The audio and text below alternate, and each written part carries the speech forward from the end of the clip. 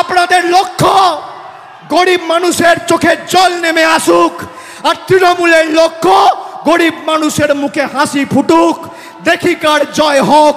আজকে যুদ্ধের জয়ধ্বনি, আজকে যুদ্ধের দামামা বাজলো, আর আগামী 28শে আগস্ট এই গান্ধী মূর্তির পাদদেশে আমাদের চতুর্থবার সরকারটা মমতা ব্যানার্জির নেতৃত্বে হওয়ার পর জয়ধ্বনিটাও এখানে দেব।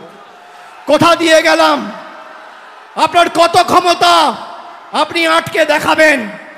আমরা আগের বার একটা ছোট্ট কথা বলি, দাঁড়াও,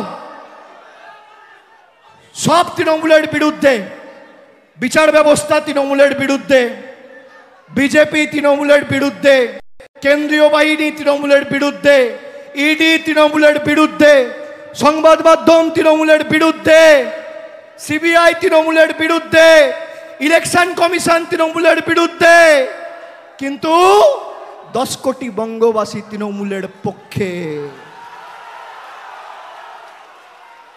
এসো লড়াই করো, কত ক্ষমতা দেখি। একদিকে 10 কোটি বঙ্গবাসী, আর একদিকে দিল্লির জমিদারদের নেতৃত্বে ইডি সিবিআই সংবাদ মাধ্যম। আগের বার যা আসন পেয়েছিল তৃণমূল, আগের বার যা আসন পেয়েছিল, আমি বুক ঠুকে এখানে কথা দিয়ে যাচ্ছি, তার থেকে আসন বাড়বে, কমবে না। 2011 184টা আসন পেয়ে আমরা বাংলায় ক্ষমতায় এসেছিলাম প্রথমবার।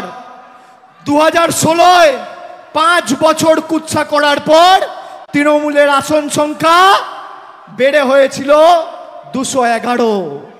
2016 থেকে 2021 কুৎসা যত বেড়েছে, মানুষের জনসমর্থন তত বেড়েছে, 211টা হয়েছে 215।